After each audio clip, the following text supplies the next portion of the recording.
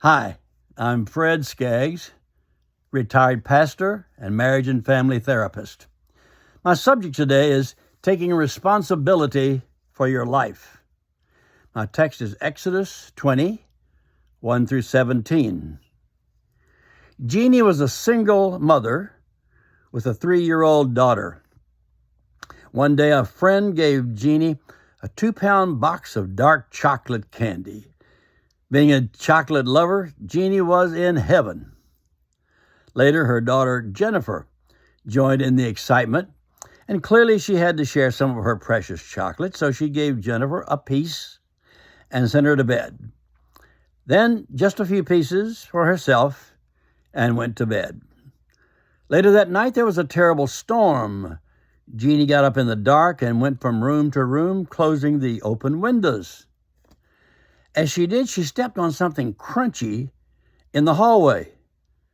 When she turned on the light, she saw that the floor was covered with little round pieces of dark brown paper. She followed the trail of candy wrappers and found a totally empty box. Jeannie was stunned. She thought, she's only 3 years old, for goodness sake. How could she possibly polish off 2 pounds of chocolate? She found Jennifer sound asleep in her bed, looking angelic. Waking her daughter, she said sternly, "Jennifer, you ate all my candy." "No, I didn't," Jennifer replied with a look of fear on her face. "Oh, yes, you did. Only 2 people live here, and I didn't do it." Jennifer hung her head and then quietly mumbled, "I wish I had a little brother." Well, every child wishes they had a little brother when they need someone to blame, I guess. Some years ago now, I took my grandson to a horse show at what was then called in the fairgrounds at Richmond. That's been moved since, but he was about 6 years old at the time. It was a hot day, and we took a pretty good-sized thermos of cold water with us. As we were leaving, he picked up the thermos and opened it and said, "I'm going to drink some of this." I said, "Can you handle that okay?" He said, "Yes," and raised it to his mouth. It was heavier than he thought, and the cold water poured down his shirt. I stopped the car and tried to dry off a little of that, and he said to me with the straightest face, "You shouldn't have let me do that." Well, I couldn't help but laugh, and I still do. He is 6 years old. He'd already learned to play the blame game.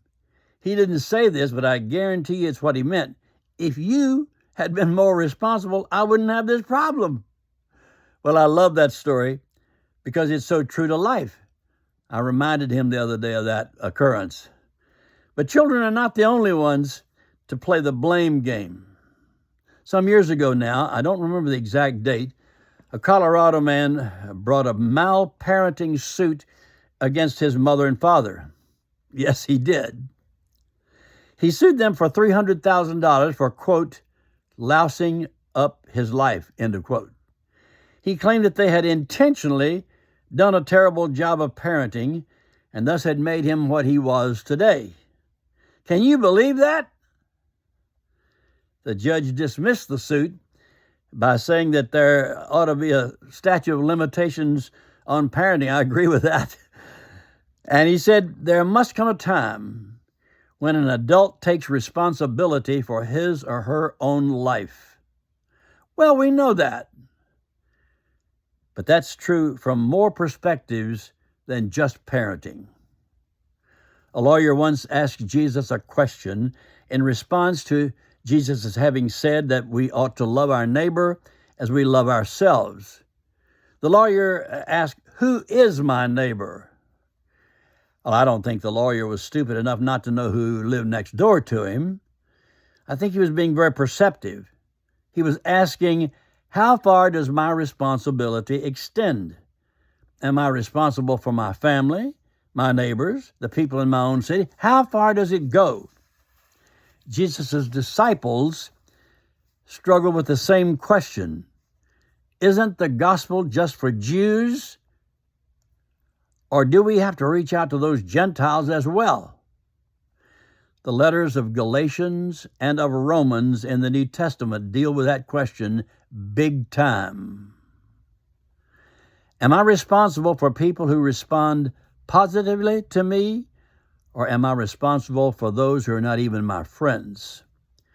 Our Old Testament text today contains the set of spiritual and moral injunctions that we know as the Ten Commandments. The commandments are an attempt to define human responsibility. They're guidelines to help navigate the roads of our lives and the relationships we all must encounter from time to time. I like to think of them as a spiritual MapQuest. Most of you know what MapQuest is. It's a service you can access from the internet that will show you how to get from your place to anywhere in America, with full instructions on what roads to take, what turns to make, how far it is between turns, how long it will take you to get there, and it includes a map. There are others that do that same thing, but the commandments are not intended to be judgmental, but as guideposts to quality living.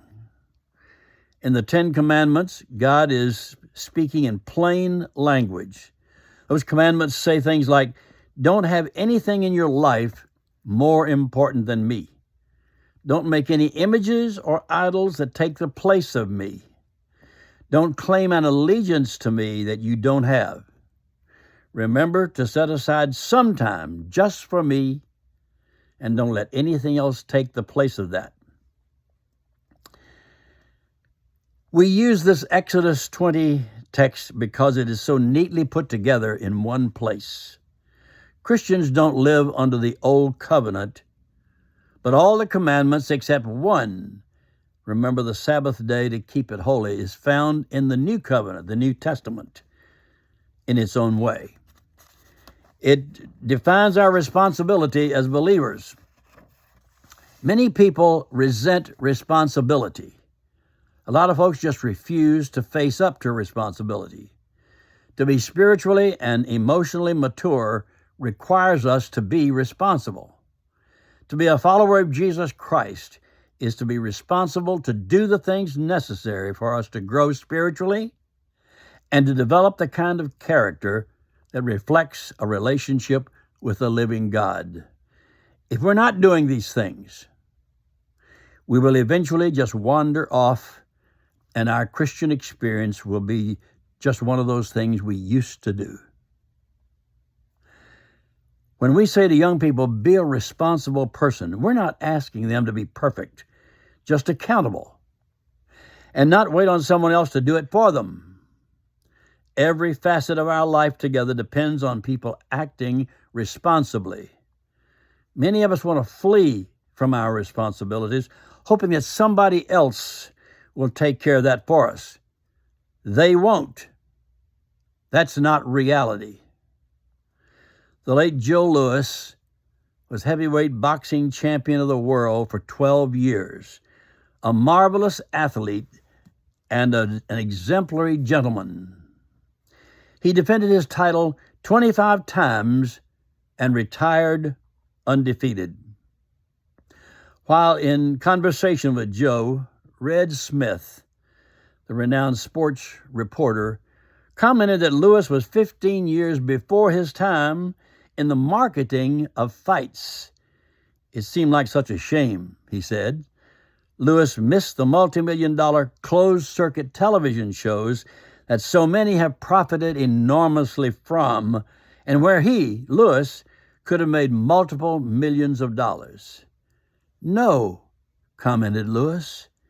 When I was boxing, I made $5 million and wound up broke, owing the government $1 million.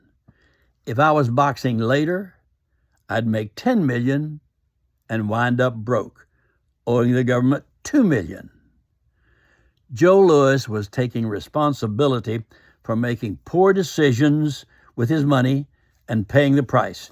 No one else was to blame, not his manager, not the government, or anybody else. That's a rarity. You don't see that very often. Responsibility is not a terrible weight we carry. Responsibility is the road we travel on our way to a successful and abundant life. The church can help you on that road, but it cannot be responsible for it or how you direct your journey. The ultimate question then is, are you taking responsibility for your own life? Harvey Cox, a theologian at Harvard University, wrote a book entitled On Not Leaving It to the Snake. His discussion begins with Adam and Eve, who would not take responsibility for their own sin. They blamed the snake. Down through the centuries, individuals have constantly blamed other snakes for their problems by refusing to take responsibility for their own failures. We always believe that something or someone else has caused our problems. The fault always seems to be somewhere other than in us. The two tablets, Exodus 20:1 through 11, and 12 through 17 of the law we've just looked at, correspond to the two great commandments of the gospel. And what are they? Matthew 22:37 through 40 clearly states, love the Lord your God with all your heart, with all your soul, and with all your mind. This is the first great commandment, and the second is like it. Love your neighbor as yourself. The 10 Commandments spell out how to do both of these. The question then for all of us is, are you taking responsibility for your spiritual life, or is something or someone else the reason why you're not? That's the question. What's the answer? Amen.